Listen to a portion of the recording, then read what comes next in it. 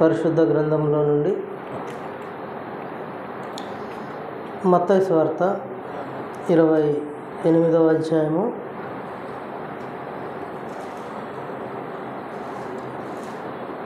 11వ వచనం నుండి 15వ వచనం వరకు. వారు వెళ్ళుచుండగా కావలి వారిలో కొందరు పట్టణంలోనికి వచ్చి జరిగిన సంగతులన్నిటినీ ప్రధాన యాజకులతో చెప్పిరి. కాబట్టి వారు పెద్దలతో కూడి వచ్చి ఆలోచన చేసి ఆ సైనికులకు చాలా ద్రవ్యమిచ్చి, మేము నిద్రపోవచుండగా అతన్ని శిష్యులు రాత్రివేళ వచ్చి అతనిని ఎత్తుకొని పోయిరని మీరు చెప్పుడు. ఇది అధిపతి చెవిని బడిన ఎడల మేము అతన్ని సమ్మతిపరిచి మీకేమీ తొందర కలుగకుండా చేతుమని చెప్పిరి. అప్పుడు వారు ఆ ద్రవ్యము తీసుకొని తమకు బోధింపబడిన ప్రకారము చేసిరి. ఈ మాట యూదులలో వ్యాపించి నేటి వరకు ప్రసిద్ధమై ఉన్నది. దేవుని సంగమ, మనందరికీ తెలుసు, ఇది ఆదివారం జరుగుతున్న సందర్భం. శుక్రవారం ఏం జరిగిందో ఇంచుమించు మనకు తెలుసు. యేసుప్రభు వారు శిలువ మీద మరణించిన తర్వాత అతన్ని ఎంతగానో ప్రేమించిన కొంతమంది భక్తులు ఉన్నారు. వారిలో ప్రాముఖ్యంగా అరిమతయి యేసేపు అనే ఒక ఆయన ఉంటాడు. ఆయన యేసుప్రభుని ఎంతగానో ప్రేమించాడు. అప్పుడున్న ప్రభుత్వంలో ఒక అధికారాన్ని కూడా కలిగి ఉన్న వ్యక్తి అరిమతయి యేసేపు. ఆయన పిలాతు వద్దకు వచ్చి యేసు దేహాన్ని తనకివ్వమని అడిగి యేసు ప్రభువును ఆ శిలువ మీద నుండి దించి సమాధి చేయుటకు మొట్టమొదటిగా పర్మిషన్ తీసుకున్న వ్యక్తి అరిమతయి యేసేపు. అతనితో పాటు నికోదేము అని ఒక ఆయన ఉంటాడు. నికోదేము ఎవరు మనకు తెలుసు కదా. రాత్రి వేళ యేసు ప్రభు దగ్గరకు వచ్చిన నికోదేము. తల్లి గర్భమందు మరలా రెండవ మారు జన్మింపగలడా ముసలివాడైన మనుషుడని యేసు ప్రభువును ప్రశ్నించిన నికోదేము. ఆ నికోదేము ఈ అరిమతయి యేసేపు. వీరిద్దరూ కూడా ఆ రోజు ముందుకు కదిలి యేసు ప్రభువు దేహాన్ని దింపి ఆయనను క్రొత్త సమాధిలో, అంటే అరిమతయి యేసేపు యొక్క సమాధిలో, అంటే బ్రతికుండగానే ఆ రోజుల్లో వారి కొరకు సమాధులను సిద్ధపరచుకునేవారు. అతని సమాధిలో యేసుప్రభుని తీసుకుని వచ్చి ఆ రోజు లోపల పెట్టి, సమాధి అనగానే ఆ రోజుల్లో ఇప్పుడున్నట్టుగా ఏదో గుంత తోగి అందులో పెట్టి పూడ్చివేయటం కాదు సమాధి అంటే. అప్పుడున్న సమాధులు ఎలా ఉన్నాయంటే అవి గృహలు, ఒక గుహ మాదిరిగా ఉండేవి. లోపలికి వెళ్ళాలి, లోపల పెట్టాలి, ఇక బయటకు వచ్చేటప్పుడు ఆ దారికి అడ్డంగా ఉంచాలి పెద్ద రాయిని. ఆ గుహలో నుండి బయటికి రావడమే ఒక సమాధి. అది చిన్న చిన్న గుహలు. అవి కొండలలో తమ కొరకు చిన్న చిన్న గుహలను తొలిపించుకునేవారు. చనిపోయిన తర్వాత వారిని అందులో ఉంచడానికి వాటినే సమాధులుగా పిలిచేవారు. అలాంటి సమాధులు ఆ దినాలలో ఉండేవి. ఇప్పుడున్న సమాధులకి అప్పుడున్న సమాధులకి చాలా వ్యత్యాసం ఉంటుంది. కనుక అలాంటి సమాధులు ఆ రోజు ప్రాముఖ్యంగా వారు ముందు నిలబడ్డారు యేసుప్రభువుని సమాధి చేయడానికి. అలా వారిద్దరూ రాగానే వారితో పాటు కదిలారు చాలామంది స్త్రీలు. ఆయనను వెంబడించిన కొంతమంది విశ్వాసులు, భక్తులు, వారితో పాటు ఈ ప్రాముఖ్యంగా పేరెన్నుకోబడిన యేసుప్రభువును ఎక్కువగా ప్రేమించి ఎక్కువ కాలం యేసుప్రభువును వెంబడించిన మగ్దలేనే మరియా చాలా ఎక్కువగా కనబడుతుంది ఆయన జీవితంలో. ఏమే ఎందుకంటే బ్రతుకున్నప్పుడు మొట్టమొదట యేసుప్రభువు పరిచయం కాకముందు 7 దయ్యముల చేత పీడింపబడి అనేక బాధలు పొందుతూ జీవితంలో నెమ్మది లేక శ్రమను అనుభవిస్తున్న ఆమె యేసు ప్రభు వచ్చి ఆ దయ్యములను వెళ్ళగొట్టిన తర్వాత ఆ రోజు నుండి యేసు ప్రభువే నా జీవితం అనుకొని యేసు ప్రభు యొక్క పాదాల దగ్గర పరిచర్య చేస్తూ జీవితాన్ని ఆ రోజు నుండి ప్రారంభించింది మగ్దలేని మరియ. అలా ప్రారంభించిన ఆమె ఆయన చనిపోయినప్పుడు కూడా ఆమె ఏం చేసిందంటే సుగంధ ద్రవ్యాలు తీసుకొని ఉన్న సమయాన్ని బట్టి ఆ రోజు అరిమతయి యోసేపు ఆయన 3 గంటలకు చనిపోతే వీళ్ళు పరుగున వెళ్ళిపోయి పిలాతు దగ్గరకు ఆయన దగ్గర పర్మిషన్ తీసుకొని మా ప్రభువు చనిపోయాడు, ఆయన శవాన్ని ఆయన మాకు ఇవ్వండి, ఆయన శరీరాన్ని మేము ఆయనను సమాధి చేసుకుంటామనగానే సరే అని పర్మిషన్ ఇవ్వటం, యెరూషలేము నుండి మరలా గోల్గొతా కొండ మీదకి వచ్చి ఆయన శవాన్ని దింపి ఆయనను ఎత్తుకొని పోయి ఒక నారబట్టలు అలాగే సుగంధ ద్రవ్యములు కొని ఆయన శరీరానికి నారబట్ట చుట్టి సుగంధ ద్రవ్యములు పూసి తీసుకొని అప్పటికి మరలా క్రొత్త సమాధి ఎవరిదో కాకుండా నా సమాధినే నా ప్రభు కొరకు ఇచ్చేస్తానని ఆయన సమాధిలోనికి పెట్టి సమయం అయిపోతుంది కనుక ఆ రోజున్న విశ్రాంతి దిన ఆరంభము అవ్వకముందే ఇక విశ్రాంతి దినం వస్తే ఏ పని చేయకూడదు, సాయంత్రం 6 అయిపోతే విశ్రాంతి ఆరంభమైపోతుంది కనుక ఈ 6 గంటల్లోపు యేసు ప్రభు యొక్క సమాధి సంపూర్తి చేయాలని పరుగున ఎంతో కష్టంతో అప్పుడున్న వారందరూ కూడా ప్రాముఖ్యంగా అరిమతయి యోసేపు, నికోదేము, కొందరు స్త్రీలు వీళ్ళందరూ కూడా పరుగున సుగంధ ద్రవ్యాలు పూసి సమాధిలో ఉంచి వెళ్ళిపోయారు ఇళ్ళకి. విశ్రాంతి తీసుకున్నారు విశ్రాంతి దినమున. ఇక విశ్రాంతి తీసుకొని అప్పుడు వారు ఎవరింట్లో వాళ్ళు వెళ్ళిపోయారు. వాళ్ళ ఆలోచన ఏంటనంటే మేము యేసు ప్రభువుకు సుగంధ ద్రవ్యములను సంపూర్ణముగా ఆయనకు పూయలేదు కనుక విశ్రాంతి దినము గడిచిపోయిన తర్వాత వెళ్ళి మేము ఆయనకు సుగంధ ద్రవ్యములను సంపూర్ణంగా మేము పూసి మరలా సంపూర్ణ సమాధి చేయాలన్న ఒక ఆలోచన ఆ రోజున్న ఆ శిష్యులలో కానీ ఆయనను వెంబడించిన ఆ స్త్రీలలో కానీ ఉండిపోయింది. అప్పుడు వాళ్ళందరూ కూడా, ఎందుకంటే గతంలో యోసేపు గారు వాళ్ళ నాన్నగారు యాకోబు గారు చనిపోయినప్పుడు సుగంధ ద్రవ్యములు పూయడానికి వారు తీసుకున్న సమయం 30 రోజులు. 30 రోజులు అప్పుడున్న వారి అధికారాన్ని బట్టి అప్పుడున్న వారి ప్రయోజనాన్ని బట్టి 30 రోజులు సుగంధ ద్రవ్యములను పూయడానికి వారు కేటాయించి వారిని 30 రోజులు ఏడవడానికి కేటాయించి అప్పుడు తర్వాత ఆయనను సమాధికి తీసుకుని వెళ్తారు. వారు ఉన్న ఐగుప్తు దేశంలో నుండి కానాను దేశానికి తీసుకుని వెళ్ళి ఆ రోజు సమాధి చేస్తారు. అంటే ఇశ్రాయేలీల్లో ఒక ప్రత్యేకత ఏంటంటే సుగంధ ద్రవ్యములు అన్నవి శరీరానికి పూయాలి. ఇవి పూయటం వల్ల శరీరము ఎక్కువ కాలము నిలువ ఉంటుంది, కుళ్ళిపోదు, చెడిపోదు, ఇప్పుడున్న దేహం ఇలాగే ఉంటుంది అని సుగంధ ద్రవ్యాలు అన్నవి ఆ రోజుల్లో చాలా ప్రఖ్యాతిగాంచాయి. ఈ రోజున్న మమ్మీస్ అని పిలుస్తారు, ఈజిప్టులో పిరమిడ్స్ ఇప్పటికీ అందులో అలాగే వారి శవాలు వారి దేహంతో ఇప్పటికీ అలాగే ఉన్నాయని వారి నమ్మకం. కారణం ఏంటంటే వారు ఆ శవాలకు పూసిన సుగంధ ద్రవ్యములు. ఆ సుగంధ ద్రవ్యములు పూయటం వల్ల ఆ దేహాలు స్థిరస్థాయిగా అలాగే ఉంటాయి, దేహం అలాగే ఉంటుంది.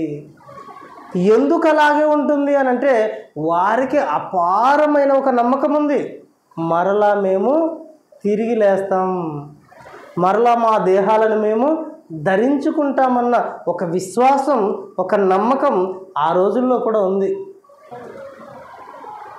మరలా మేము బ్రతుకుతామన్న ఆలోచన అప్పట్లో కూడా ఉండేది. గనుక ఆ రోజుల్లో ఈ సుగంధ ద్రవ్యములు పూసే ఒక పద్ధతి అన్నది సమాజం మధ్య చోటు చేసుకుంది. ఐగుప్తీయులు కానీ ఇటు ఈ కానానీయులు ఇశ్రాయేలీలు కానీ ఈ సుగంధ ద్రవ్యములు పూసి శరీరములను భద్రపరిచేవారు వారు సమాధి చేసేటప్పుడు. ఇక ఆ సమాధులు అనగానే మట్టిలో పూడ్చేవాళ్ళు కాదు. ఈ 2 రకాలు. మట్టిలో పూడవటం ఒక రకం అయితే, ఇదిగో గుహలు తీసి రాళ్లను తొలిపించి ఒక గూడులా, ఒక పెద్ద గూడులా రాళ్లను తొలిపించి అందులో ఈ దేహాన్ని భద్రపరిచి అందులో పడుకోబెట్టి అందులో ఆ రాయి కానీ మరొక ఏదైనా తలుపు కానీ దానికి అడ్డం పెట్టి వచ్చేసేవారు. దాని మీద ఒక సీలు వేసేవారు, ఇది పలానా వారి సమాధి అనని వాటికి గుర్తులు కూడా పెట్టేవారు. అలాంటి పద్ధతి ఆ రోజుల్లో ఉండేది. ఇప్పట్లాగా మట్టిలో పూడ్చేసి పైన ఏదో 4 రాళ్లతో కట్టేసి ఇది పలానా వారి సమాధి అని ఇప్పుడు చెప్తాం. కానీ అప్పుడున్న పద్ధతులు, అలవాట్లు అవి కాదు అన్నమాట. కనుక అప్పుడు ఏం జరిగిందనంటే, మరలా మేము సుగంధ ద్రవ్యములను తీసుకొని వెళ్ళాలి, మా ప్రభువునకు మేము వాటిని పుయ్యాలనని వాళ్ళు ఆలోచిస్తున్నారు. అలా ఆలోచిస్తూ వాళ్ళు ఏం చేశారంటే, ఆ మరుసటి దినం విశ్రాంతి దినము గడిచిపోయిన తర్వాత వచ్చారంట ఆ స్త్రీలు. మార్కు సువార్తలో బాగుంటుందన్నమాట. మార్కు సువార్త 16వ అధ్యాయము. మార్కు సువార్త 16వ అధ్యాయము 1వ వచనం నుండి మనం అక్కడ చూడగలిగితే, విశ్రాంతి దినము గడిచిపోగానే మగ్దలేనే మరియయు, యాకోబు తల్లి అయిన మరియయు, సలోమెయు వచ్చి ఆయనకు పూయవలెనని సుగంధ ద్రవ్యములు కొనిరి.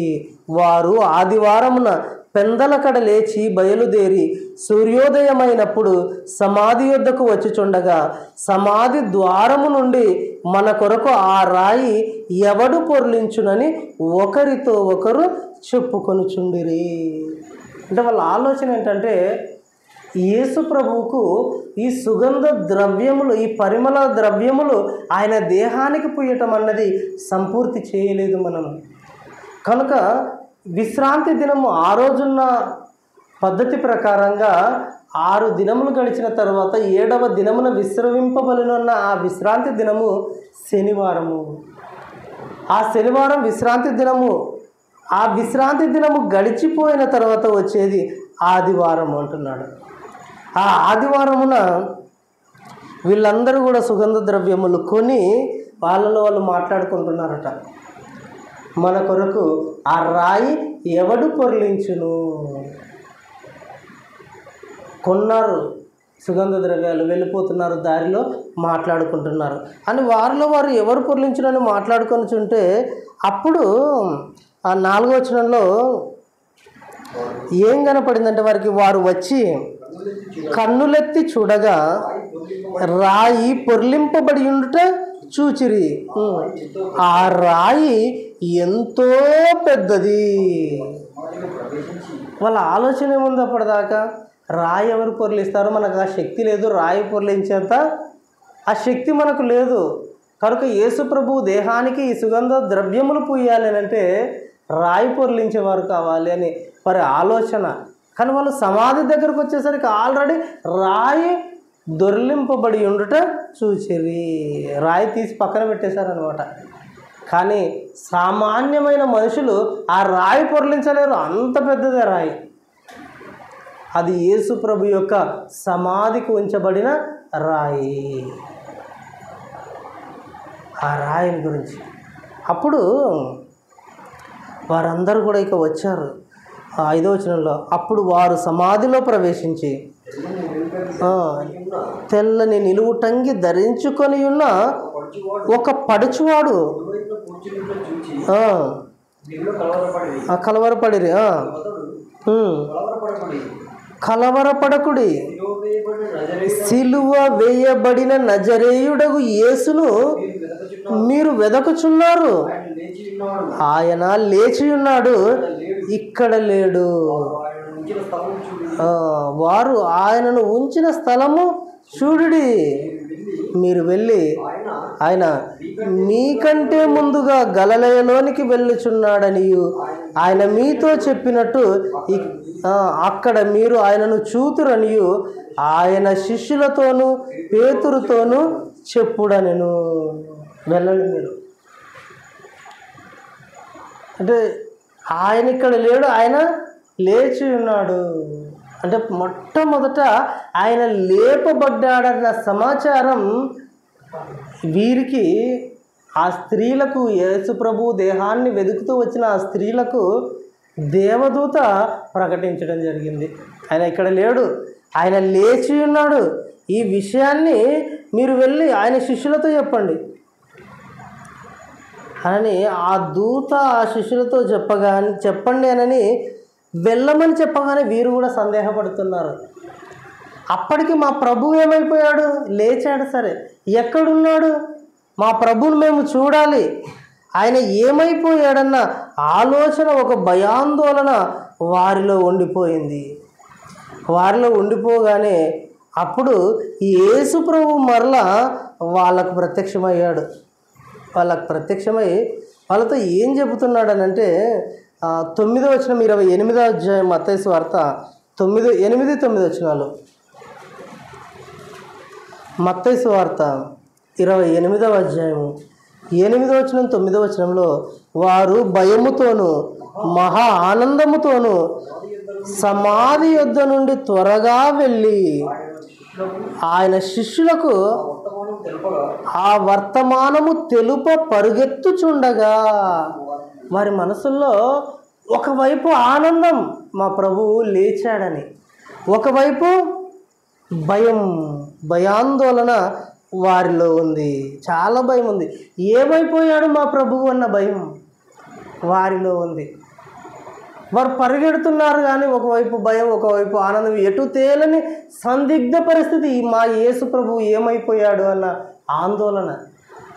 వారి ఆందోళనకు ప్రభువు ఇక ప్రత్యక్షమైపోయాడు. చూడు 9వ వచనంలో, యేసు వారిని ఎదుర్కొని మీకు శుభమని చెప్పెను. వారు ఆయన యొద్దకు వచ్చి ఆయన పాదములు పట్టుకొని ఆయనకు మ్రొక్కగా, యేసు భయపడకుడి, మీరు వెళ్ళి నా సహోదరులు గలిలయకు వెళ్ళవలెననియు వారక్కడ నన్ను చూతురనియు వారికి తెలుపుడనెను. అప్పుడు వారిలో ఉన్న భయం, వారిలో ఉన్న ఆందోళన ఇక వెళ్ళిపోయింది, తగ్గిపోయింది. ఎందుకనంటే ఎంత దేవదూత వచ్చి వారికి ప్రత్యక్షమై చెప్పినప్పటికీ ప్రభువుపై వారి ఆశ, వారి ఆసక్తి తగ్గిపోవడం లేదు. ఏమైపోయాడు? ఇక్కడే కదా ఆయనను సమాధి చేసాము. ఆ రోజు శిలువ మీద నుండి తీసుకొని వచ్చి ఈ సమాధిలోనే కదా పెట్టాము. ఇంత పెద్ద రాయి పొర్లించాము, దీనికి అడ్డు పెట్టాము. ఇప్పుడు వచ్చి ఒక రోజులోనే గడిచిపోగానే వచ్చి చూస్తే రాయి లేదు, లోపల సమాధిలో ప్రభువు లేడు. ఈయనెవరు ఇక్కడ లేచి ఉన్నాడని చెబుతున్నాడు? మా ప్రభువు ఏమైపోయాడని ఒక అయోమయ పరిస్థితిలో, భయాందోళనలో ఉన్న వారికి యేసు ప్రభువే ప్రత్యక్షమయ్యాడు సాక్షాత్. ఆ రోజు ఆ స్త్రీల గొప్పతనం, అది ఎంత గొప్పతనం! నిజంగా ఆయన లేవగానే ఆయనను వెంబడించిన శిష్యులకు ఆయన ప్రత్యక్షం కాలేదు. ఆయన లేవగానే గొప్ప గొప్ప వారికి ఎవరికి ప్రత్యక్షం కాలేదు. ఇదిగో అల్పులు, చాలా బలహీనులు అననే లోకము చిన్న చూపు చూసే వీరికే ఆయన మొట్టమొదట ప్రత్యక్షమై తనను తాను కనపరుచుకొని, ఇదిగో నేను లేచి ఉన్నాను, ఇదిగో నన్ను పట్టుకోండి, నన్ను ముట్టుకోండి అన్నాడు ఆయన. అనగానే ఆ స్త్రీలు సాష్టాంగపడి ఆయనకు నమస్కారం చేశారు. నువ్వే మా ప్రభువు, నువ్వే మా దేవుడవు, నువ్వేనయ్యా. ఇక మా హృదయము సంతోషంతో నిండిపోయింది, మేము ఇక ఆనందంతో ఉంటాము అని అప్పుడు ఆయన దగ్గర నుండి ఆనందంగా వెళ్ళిపోయారు, సంతోషంగా వెళ్ళిపోయారు. సంతోషంగా వెళ్ళి వారితో చెప్పారు. ఇక ఆ 12 మంది శిష్యులతో, పేతురుతోనూ యోహాను గారితోనూ తక్కిన శిష్యులందరితో చెప్పారు. చెప్పగానే వాళ్ళందరూ మాట్లాడుకున్నారు. ప్రభువు లేచాడు అని నమ్మే వాళ్ళు కొందరు, లేదు లేవలేదని నమ్మకుండా ఉండేవారు కూడా కొంతమంది ఉన్నారు. వారిలో ప్రాముఖ్యంగా ఒక ఆయన, నేను ఆయన దేహమును తాకి చూస్తేనే కానీ నమ్మను అన్నాడు. ఎవరైనా? తోమగారు ఆయన ఏమన్నాడు? నేను నమ్మను. ఆయనని ఎలా చంపారో నేను కళ్ళారా చూశాను, ఎలా సమాధిలో పెట్టారో నేను కళ్ళారా చూశాను. ఆయన ఎలా లేస్తాడు? అంత చంపిన వారు ఎవరైనా లేస్తారా? మళ్ళీ బ్రతికే అవకాశం ఉందా అని ఆయన నమ్మలేదు. కానీ స్త్రీలు మాత్రం బలముగా బోధించారు వారికి, యేసు ప్రభువు లేచి ఉన్నాడు, మీరు వెంటనే ఇక్కడ నుండి లేచి గలిలయకు వెళ్ళండి అన్నారు. ఇదొక వైపు జరుగుతుంది. ఆయన లేచాడన్న ప్రకటన ప్రజలలోనికి మెల్లగా వ్యాప్తి చెందుతుంటే ఆ రాత్రి ఒక విషయం జరిగింది. ఆయన సమాధిలో ఉండగా సమాధి తెరవబడక ముందు ఒక విషయం జరిగింది. ఏం జరిగిందనంటే వాళ్ళు సమాధి చేయబడిన తర్వాత, యేసుప్రభు సమాధి చేయబడిన తర్వాత ఆయన విరోధులు ఉన్నారు కదా, పెద్దలు, యాజకులు, పరిసయ్యులైన వారు, వీరందరూ కూడా ఇదిగో కట్టగట్టుకొని పిలాతు దగ్గరకు, చక్రవర్తి దగ్గరకు వెళ్ళిపోయారు. వెళ్ళిపోయి ఏమన్నారంటే, ఇదిగో ఆయన అన్నాడు, నేను చనిపోయిన తర్వాత 3వ దినంలో తిరిగి లేస్తానన్నాడు. ఒకవేళ ఎవరైనా ఆ శవాన్ని ఎత్తుకొని పోతే ఇదిగో ప్రజలు మరలా మోసపోతారు అతని విషయమై. కాబట్టి ఈ 3 రోజుల వరకు అతని సమాధికి సెక్యూరిటీ అరేంజ్ చేయండి అన్నారు. ఆ సమాధిని భద్రపరచండి అని ఒక చట్టాన్ని తీసుకొని వచ్చారు, ఒక పర్మిషన్ తీసుకొని వచ్చారు ప్రభుత్వం దగ్గర నుండి. ఒక నోటీస్ తీసుకొని వచ్చారు. ఏంటంటే ఇదిగో ఎంతమంది సైనికులు అవసరమో, ఎంతమంది బలగాలు అవసరమో అంతమందిని వీరితో పంపించండి. వీరందరూ వెళ్ళి సమాధికి ప్రొటెక్షన్ ఇవ్వాలి, ఆ సమాధిని భద్రపరచాలి, ఆ సమాధి దగ్గరకు ఎవరు రాకూడదు ఈ 3 రోజులు అనని ఆ సమాధిని బలగాలతో భద్రపరిచారు. అంతేకాకుండా ఎవరైనా ఆ సమాధిని ముట్టుకుంటే వారిని తీసుకుని వెళ్ళి అరెస్ట్ చేయడానికి దానికి సీల్ వేశారు, సమాధికి సీల్ వేశారు, గవర్నమెంట్ సీల్ వేసి అప్పుడు దానికి భద్రంగా సీల్ వేసి సెక్యూరిటీ పెట్టిన తర్వాత అంత ప్రభుత్వం నుండి, రాజుగారి దగ్గర నుండి ఆజ్ఞ వచ్చింది 3 రోజులు సమాధి దగ్గరికి ఎవరు రాకూడదని. అప్పుడు ఈ 3 రోజులు నైట్ డ్యూటీ చేసేవాళ్ళు నైట్ డ్యూటీ చేస్తారు, డే డ్యూటీ చేసేవాళ్ళు డే డ్యూటీ చేస్తారు. సైనికులు నిద్రపోతారా? బార్డర్లో ఉండే సైనికులు నిద్రపోతారా? అసలు నిద్రపోరు వాళ్ళు. ఎందుకంటే ఎప్పుడు ఏం జరుగుతుందో తెలియదు. కాబట్టి వాళ్ళకు ఎలాంటి ట్రైనింగ్ ఉంటుందనంటే ఖచ్చితంగా వారిని మాట్లాడుతూ వారికి వారి ఉద్యోగరీత్యా వారి బాధ్యత వారిని ఎక్కువగా చేయడానికి వారి పై ఆఫీసర్లు ఎక్కువ ఒత్తిడి తీసుకొని వస్తుంటారు. వారి బాధ్యత గురించి మీరు నిర్వర్తించవలసిన కార్యం ఇది, మన దేశ భద్రత కానీ మనం చేయాల్సిన పని కానీ ఇంత గొప్పది అనని వాళ్ళకి ఎప్పటికెప్పుడు వారి ప్రాణాల కంటే ఎక్కువ వారి ఉద్యోగమే గొప్పది అనని వారికి ఒక ట్రైనింగ్ ఇస్తారు. మన ప్రాణం కంటే మన ఉద్యోగం గొప్పది, మన ధర్మం గొప్పది, మనం రక్షించవలసినది పెద్ద బాధ్యత ఇది అనే చెప్తారు వాళ్ళు. అలా చెప్పి ఆ ట్రైనింగ్ ఇచ్చి పంపించిన తర్వాత ఈ సైనికులు అందరూ కూడా ట్రైనింగ్ తీసుకున్నారు. తీసుకొని ఇక శవం అంటే యేసుప్రభు వారి ఆ దేహం సమాధిలో ఉంది. సమాధిని కావలి గాయడానికి వీళ్ళు వచ్చేసారు. ఇక అందులో కూడా ఏం జరిగిందంటే రాత్రి మహా భూకంపం కలిగింది అంటున్నాడు. వాళ్ళందరూ కూడా సమాధి దగ్గర ప్రొటెక్షన్ చేస్తున్నారు.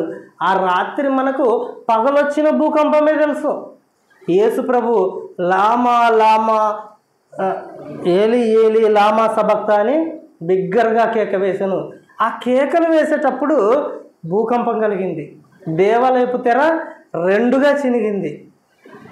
కానీ అప్పుడు మాత్రమే కాదు ఈ భూకంపం వచ్చింది, యేసు ప్రభువును సమాధి చేసిన తర్వాత కూడా ఆయన లేవబోయే ముందు కూడా మహాభూకంపం కలిగింది.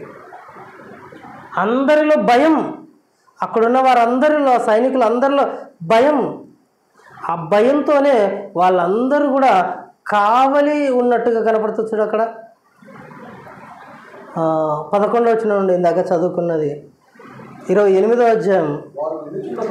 వారు వెళ్ళుచుండగా కావలి వారిలో కొందరు పట్టణంలోనికి వచ్చి జరిగిన సంగతులన్నిటినీ ప్రధాన యాజకులతో చెప్పి. ఏం జరిగింది ఇంతకీ? ఏం జరిగింది? ఆ రాత్రి అంతా కూడా ఉంచిన ఆ సమాధి దగ్గర ఏం జరిగింది? ఆ విషయాలను మనం చూడగలిగితే లూకా సువార్త 24వ అధ్యాయంలో ఒకసారి చూడండి. లూకా సువార్త 24వ అధ్యాయం.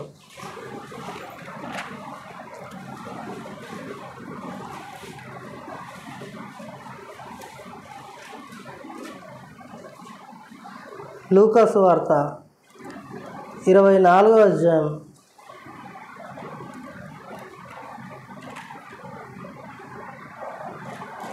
మొదటి వచనం నుండి అదే విషయం. ఆదివారమున తెల్లవారుచుండగా ఆ స్త్రీలు తాము సిద్ధపరిచిన సుగంధ ద్రవ్యములు తీసుకొని సమాధి యొద్దకు వచ్చి సమాధి ముందర ఉండిన రాయి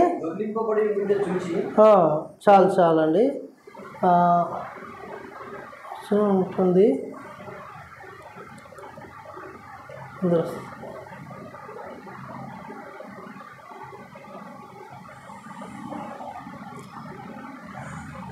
రెండవ సమాధి ముందర ఉండిన రాయి దొర్లింపబడి ఉండుట చూచి లోపలికి వెళ్ళిరు కానీ ప్రభు అయిన యేసు దేహము వారికి కనబడలేదు. ఇందును గూర్చి వారికి ఏమీ తోచక ఉండగా ప్రకాశమానమైన వస్త్రములు ధరించిన 2 మనుషులు వారి యొద్ద నిలవబడి ఉండిరి.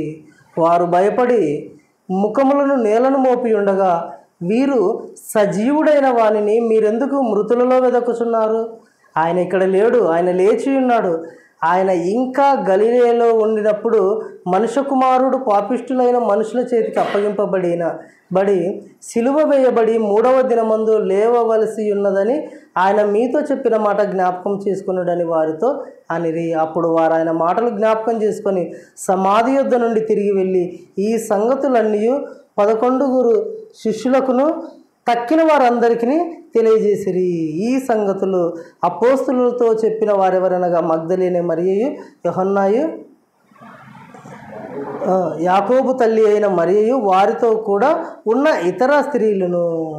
అయితే వారి మాటలు వీరి దృష్టికి వెర్రి మాటలుగా కనబడెను. యోహాను సువార్త 20వ అధ్యాయం ఒకసారి 20 అధ్యాయము.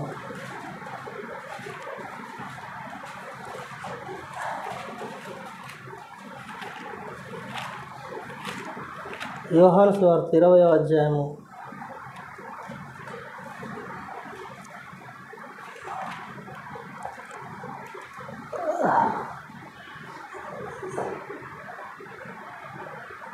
20వ అధ్యాయము 20వ వచనం నుండి ఒకసారి చూడు.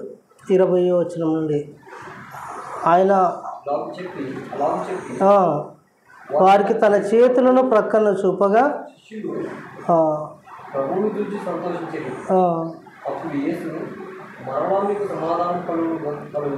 13వ వచనం చూడు. 13 నుండి ఆయన ఈ వారు అమ్మ ఎందుకు ఏడ్చుచున్నావని ఆమెను అడుగగా ఆమె నా ప్రభువును ఎవరో ఎత్తుకొని పోయిరి, ఆయనను ఎక్కడ ఉంచురో నాకు తెలియదని చెప్పాను. ఆమె ఈ మాట చెప్పి వెనుక తట్టు తిరిగి యేసు నిలిచిండుట చూచెను కానీ ఆయన యేసు అని గుర్తుపట్టలేదు. యేసు అమ్మ ఎందుకు ఏడ్చుచున్నావు, ఎవరిని వెతుకుచున్నావని ఆమెను అడుగగా ఆమె ఆయన తోటమాలి అనుకుని, అయ్యా నీవు ఆయనను మోసుకొని పోయిన ఎడల ఆయనను ఎక్కడ ఉంచుతావో నాతో చెప్పుము, నేను ఆయనను ఎత్తుకొని పోదుమని చెప్పాను. అంటే మగ్దలేనే మరియ గారి సందర్భము ఇదంతా కూడా. ఒక మాట ఉంటుంది మత్తయి సువార్త, అంటే భూకంపం వచ్చిన తర్వాత రాత్రి సైనికుల దగ్గర భూకంపము వచ్చిన తర్వాత వారందరికీ, శిష్యులందరికీ, సైనికులందరికీ, ఆ రాత్రి కావలి ఉన్న వారందరికీ తెలిసిన వాస్తవం ఏంటంటే నిజముగా ఈయన దేవుని కుమారుడే. ఆ భూకంపం వచ్చింది, దేవదూత వచ్చింది, ఆయన లేపబడ్డాడు. ఇదంతా ఒక దైవశక్తి వలన జరిగిందన్న సంగతి సైనికులకు తెలియజేయడం జరిగింది. సైనికులకు తెలియజేసిన తర్వాత సైనికులందరూ కూడా వాళ్ళ పెద్దల దగ్గరికి వెళ్ళిపోయారు. పెద్దల దగ్గరికి వెళితే పెద్దలందరూ ఆలోచన చేశారట. ఆలోచన చేసి ఈ విషయాన్ని మాత్రం మీరు ప్రజలలో చెప్పకండి, ఏమని, యేసు ప్రభువు లేచి ఉన్నాడన్న సంగతి ప్రజలలో తెలియకూడదు, ఎవరికి చెప్పకూడదు అని చెప్పగానే వారందరూ కూడా దానికి ఒప్పుకోలేదు. కొంతమంది ఒప్పుకోకపోతే వాళ్ళందరికీ డబ్బులు ఇచ్చారట.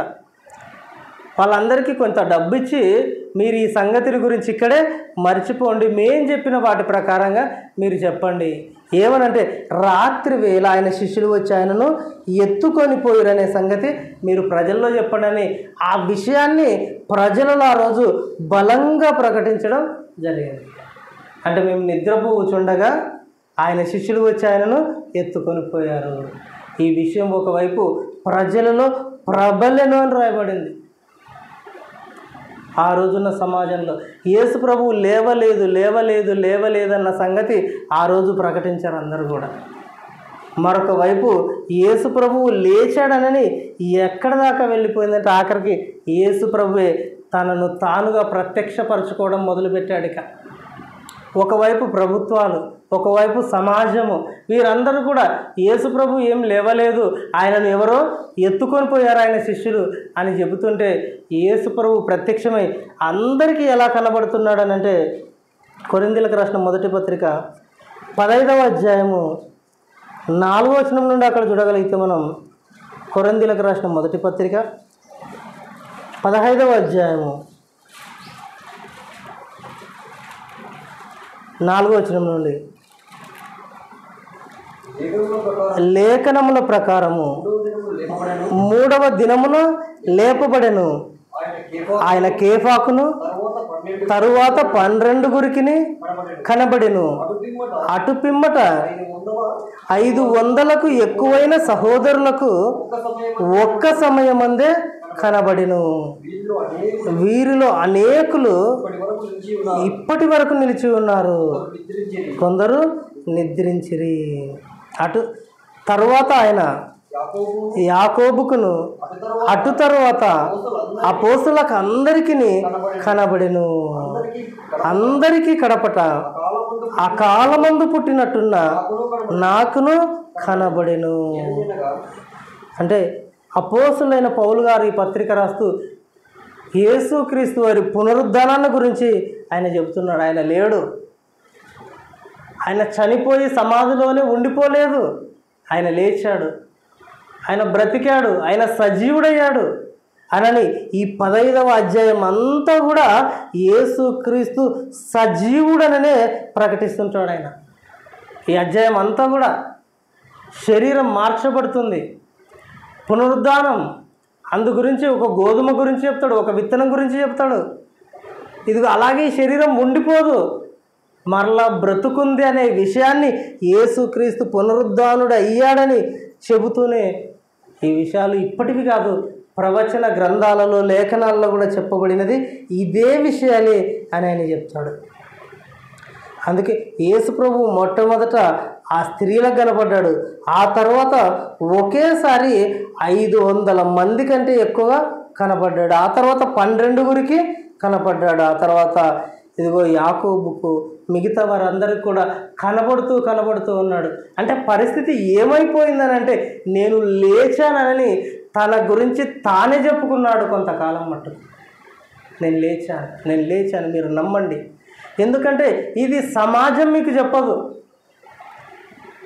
ప్రజలు మీకు ఈ విషయాలు చెప్పరు, లోకంలో ఉన్నవారు ఈ విషయాలు మీకు చెప్పరు. కనుక నేనే చెబుతున్నానని ఆయనే చెప్పాడు, ఆయనే వ్రాయించాడు, ఆయనే గ్రంథస్థం చేయించాడు. కాబట్టి ఇప్పటికీ ఎక్కువ శాతం ఈ ప్రాంతాలలో, ముఖ్యంగా మన దేశంలో పునరుద్ధానం ఉంది అని అంటే నమ్మరు. పునరుద్ధానం కలుగుతుంది, చనిపోయిన తర్వాత లేస్తాము, సమాధులు తెరవబడతాయనంటే నమ్మరు, విశ్వాసం ఉంచారు. వారు అసలు ఇవన్నిటిని కూడా వ్యతిరేకించే పరిస్థితిలో ఈరోజు లోకం ఒకవైపు ఉంది. కనుక యేసు ప్రభు ఆయన మాట్లాడిన మాట, నమ్ముట మీ వలన అయితే సమస్తము సాధ్యం. ఆయన లేపేవాడు, ఆయన బ్రతికించేవాడు అనని ఆయన ఇది నమ్మని వారి గురించి మృతులు లెయ్యరు అనని ఆ రోజు చాలా తిరుగుబాటు చేశారట. అపోస్తలులైన పౌలు గారి మీద చాలా తిరుగుబాటు. ఎంత తిరుగుబాటు అని అంటే 12వ వచనంలో చెప్తాడు. 15వ అధ్యాయం 12వ వచనంలో, క్రీస్తు మృతులలో నుండి లేపబడి ఉన్నాడని ప్రకటింపబడుచుండగా మీలో కొందరు మృతుల పునరుద్ధానము లేదని ఎట్లు చెప్పుచున్నారు? మృతుల పునరుద్ధానము లేని ఎడల క్రీస్తు కూడా లేపబడి ఉండలేదు, మరియు క్రీస్తు లేపబడి ఉండని ఎడల మేము చేయు ప్రకటన వ్యర్థము, మీ విశ్వాసమును వ్యర్థమే. ఏం మాట్లాడుతున్నాడు? సంఘములో ఉన్నవారు కూడా కొంతమందికి నమ్మకం లేదట. సంఘానికైతే వస్తున్నారు, దేవుని సన్నిధిలో కూర్చుంటున్నారు, ఆరాధనలో పాలపంపులు పొందుతున్నారు, కానీ పునరుద్ధానం ఉంది, చనిపోయిన తర్వాత మృతుల పునరుద్ధానం ఉందనే ఈ విశ్వాసం సంఘస్థులకు సహితం కొందరికి లేదు. ఆ విశ్వాసం లేదు, విశ్వాసంతో బ్రతకడం లేదు. అప్పుడు మాట్లాడుతున్నాడు ఆయన, ఇదిగో క్రీస్తు లేపబడని ఎడల మేము ప్రకటించు, మృతుల పునరుద్ధానము లేని ఎడల క్రీస్తు కూడా లేపబడి ఉండలేదు, మరియు క్రీస్తు లేపబడి ఉండని ఎడల మేము చేయు ప్రకటన వ్యర్థమే. యేసు ప్రభువు లేవకపోతే మేమెందుకు ఈ ప్రకటన చేస్తామంటున్నారు. మేము ఈ ప్రకటన చేయడం వ్యర్థమే, మీరు విశ్వాసం ఉంచడం కూడా వ్యర్థమే.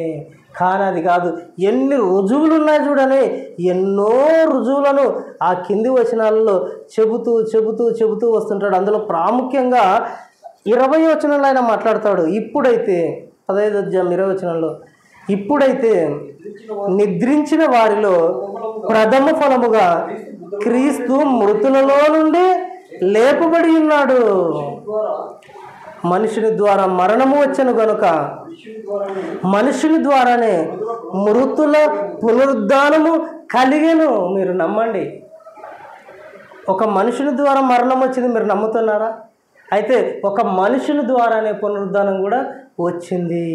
అందులో ప్రథమ ఫలముగా యేసు ప్రభు లేపబడ్డాడు. ఇది సర్వలోకము తెలుసుకోవలసినది. ఇన్ని ప్రకటిస్తుంటే మరలా ఆయనను ప్రశ్నిస్తున్నారు 35వ వచనంలో.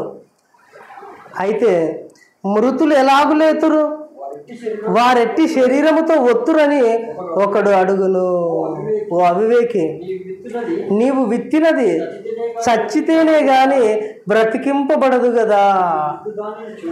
అంటే ఒక గోధుమ గింజ గురించి చెప్తున్నాడు. అది విత్తితే కానీ చచ్చితేనే కానీ బ్రతికింపబడదు కదా. అంటే మాంసములు వేరు, శరీరం వేరు, ఆత్మ సంబంధమైన శరీరము, ఇదిగో ఈ భౌతిక సంబంధమైన శరీరము, ఇవన్నింటినీ చెబుతూ వచ్చి ఆయన ఏమంటున్నాడనంటే 53వ వచనంలో, క్షయమైన ఈ శరీరము అక్షయతను ధరించుకొనవలసి ఉన్నది, మర్త్యమైన ఈ శరీరము అమర్త్యతను ధరించుకొనవలసి ఉన్నది. ఈ క్షయమైనది అక్షయతను ధరించుకొనినప్పుడు ఈ మర్త్యమైనది అమర్త్యతను ధరించుకొనినప్పుడు విజయమందు మరణము మృంగివేయబడిను అని వ్రాయబడిన వాక్యము నెరవేరును. ఓ మరణమా, నీ విజయం ఎక్కడా? ఓ మరణమా, నీ ముళ్ళెక్కడా? మరణము ముళ్ళును విరిచిన వాడు యేసుక్రీస్తు. మరణపు ముళ్ళు అంటే ఏంటి? పాపము. మరణపు ముళ్ళు ఆ పాపము. పాపమనే ముళ్ళును విరిచిన వాడు యేసు ప్రభువు. కనుక మరణ భయమును తొలగించాడు ఆయన. కనుక మరణము తర్వాత పునరుద్ధానం ఉంది అని చెప్పడానికి, నిజంగా మనకు రక్షణ కలగాలంటే ఆయన పవిత్ర రక్తం చాలు. కానీ పునరుద్ధానం ఎందుకనంటే పునరుద్ధానుడయ్యాడని తెలిసిన తరువాతనే నీతిగా బ్రతకడం అన్నది ప్రారంభమవుతుంది. నువ్వు నీతిగా నీతిమంతులుగా బ్రతకాలనంటే పునరుద్ధానాన్ని విశ్వసించాలి. ఆ పునరుద్ధాన శరీరం ఏంటి, పునరుద్ధాన జీవితం ఏంటి, పునరుద్ధానం తర్వాత కలగబోయే మహిమ ఏంటి, ఇవన్నీ తెలిసినప్పుడే నీతి యొక్క అర్థం, నీతి యొక్క విలువలు మనిషికి అర్థమవుతాయి. అప్పుడే నీతి జీవితం మనలో ఉంటుంది. కాబట్టి ఈ నీతి కొరకు పునరుద్ధానాన్ని విశ్వసించండి. చనిపోయిన తర్వాత బ్రతుకుంది, అప్పుడు యేసు ప్రభు ఉన్నప్పుడు కూడా వ్యతిరేకించారు చాలామంది. చనిపోయిన తర్వాత తిరిగి లేస్తే మరి పెళ్ళి ఎలా చేసుకుంటారని అడిగారు ఆయనను. నమ్మని ప్రజలు ఆ రోజు ఉన్నారు, ఈ రోజు ఉన్నారు. ఎంతోమంది వీటిని వ్యతిరేకిస్తారు. అన్నిటికంటే చాలా దౌర్భాగ్యమైన పరిస్థితి ఏంటంటే సంఘంలో ఉన్నవారు కూడా చాలామంది పునరుద్ధానాన్ని నమ్మడం లేదు. అది బాధ, ఆయన బాధ. కాబట్టి పునరుద్ధానాన్ని నమ్మాలని ఇన్ని రుజువులతో, చాలా రుజువులతో ఆయన చెబుతున్నాడు. చాలా రుజువులతో ఆయన చెప్పిన మాట 42వ వచనం, 15వ అధ్యాయం 42వ వచనంలో, మృతుల పునరుద్ధానమును అలాగే శరీరము క్షయమైనదిగా విత్తబడి అక్షయమైనదిగా లేపబడును, ఘనహీనమైనదిగా విత్తబడి మహిమ గలదిగా లేపబడును. బలహీనమైనదిగా విత్తబడి బలమైనదిగా లేపబడును. ఖచ్చితంగా ఈ శరీరము లేపబడుతుంది, మహిమ గలదిగా లేపబడుతుంది, అక్షయమైనదిగా లేపబడుతుంది, బలమైనదిగా లేపబడుతుంది, శక్తి కలిగినదిగా లేపబడుతుంది ఈ శరీరం. ఇది నమ్మండి. ఇది మృతుల పునరుద్ధానం. ఇది చూపించడానికే యేసు ప్రభు ప్రథమ ఫలముగా లేపబడ్డాడు. దీన్ని దాచిపెట్టడానికి, సమాజానికి తెలియకుండా చేయడానికి ఆ రోజున్న అపవాది అప్పుడున్న అధికారులను, అప్పుడున్న ప్రభుత్వాలను, అప్పుడున్న సమాజంలో గొప్పవారు పెద్దలైన వారిని అపవాది ఉపయోగించుకున్నాడు, నమ్మనీయకుండా చేసింది. కాబట్టి ఒకే విశ్వాసం, చనిపోతే పునరుద్ధానం ఉంది, చనిపోయిన తర్వాత మరలా పునరుద్ధానం ఉంది అని చాలా బలంగా ప్రారంభం నుండి చెప్పబడింది. అదే చెప్తాడు యోహాను సువార్త 5:28లో కూడా. యోహాను సువార్త 5వ అధ్యాయం 28వ వచనం ముగించుకున్నాము. యోహాను సువార్త 5వ అధ్యాయం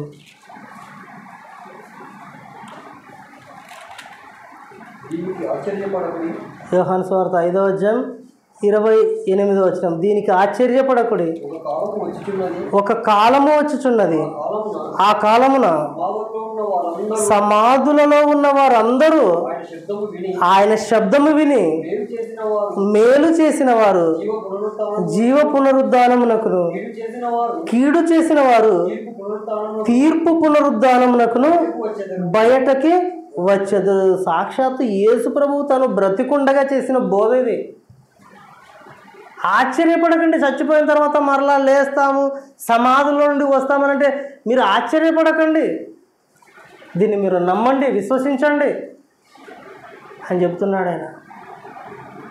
మీరు నమ్మండి.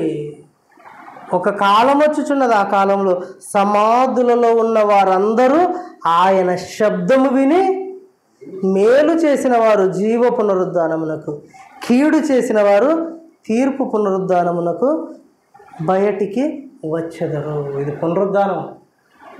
ఆయనకుంది పునరుద్ధానం, మనకుంది పునరుద్ధానం. ఆయన మనల్ని కూడా తీసుకొని వెళ్ళడానికి రాబోచున్నాడు. ఇది విశ్వసించడమే నిజమైన విశ్వాసం. ఇది విశ్వసించకపోతే నీతిగా మనం బ్రతకలేం. పునరుద్ధానాన్ని విశ్వసించకపోతే లోకములో పడిపోతాం, అన్ని పాపాల వైపు ఆకర్షింపబడతాం. పునరుద్ధానాన్ని విశ్వసించినప్పుడు, నాకు పునరుద్ధానం ఉంది అని నమ్మినప్పుడు శరీర సంబంధమైన ఆశలను అణిచివేస్తారు. అందుకొరకే యేసుప్రభు పునరుద్ధానాన్ని బలంగా ప్రజల్లో ప్రకటించడానికి ఆయనే దిగి వచ్చాడు. లేచిన తర్వాత 40 రోజులు ఉండి సాక్ష్యాన్ని ఎందుకు ఇచ్చాడు అని అంటే, పునరుద్ధానాన్ని మీరు నమ్మాలి. పునరుద్ధానాన్ని నమ్మిన తర్వాతనే ఆ రోజున్న 12 మంది శిష్యుల్లో ఏం ఉజ్జీవం వచ్చిందనంటే, ఆ రోజు నుండి ఇక మేము ఎలా బతుకుతామన్న ఆలోచన, లోక సంబంధంగా మాకు అవసరాలు ఎలా తీరుతామన్న ఆలోచన వారిలో ఆ రోజు నుండి తీసివేయబడింది. ఇక మేము బ్రతుకుట క్రీస్తేనని ఇక లోకంలో బ్రతకడం గురించి ఆలోచించలేదు వాళ్ళు. పునరుద్ధానం విశ్వసించినప్పటి నుంచి ఆ రోజు నుండి ఇక మాకు పునరుద్ధానం ఉంది, పునరుద్ధానం కొరకే బ్రతుకుతామనని నీతిగా బ్రతకడం ఆ రోజు నుండే ప్రారంభించారు వాళ్ళు. ఆ రోజు సంఘం అంతా కూడా వారిచ్చారా స్థిరాస్తులు ఇవ్వడానికైనా, వారు తమకు కలిగినదంతా ఇవ్వడానికైనా కారణం ఏంటంటే పునరుద్ధానాన్ని విశ్వసించటం వల్ల. ఒక్కసారి మనం కూడా మన జీవితాలలో ఏ సమస్య వచ్చినా, ఎలాంటిదైనా ఏ సమస్య వచ్చినా పునరుద్ధానాన్ని జ్ఞాపకం చేసుకోండి.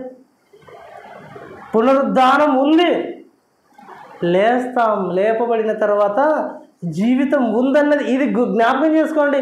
ఏ సమస్య కూడా మనకు సమస్యగా అనిపించదు, ఏ బాధగా అనిపించదు. ఇక మన జీవితం ఒక్కటే అనిపిస్తుంది, నేను నా తండ్రి ఎదుట పరిశుద్ధంగా ఉండాలన్న ఒక ఆలోచన తప్ప ఏది అనిపించదు పునరుద్ధానాన్ని నమ్మితే. కాబట్టి అతి గొప్ప పునరుద్ధానాన్ని విశ్వసించాలి.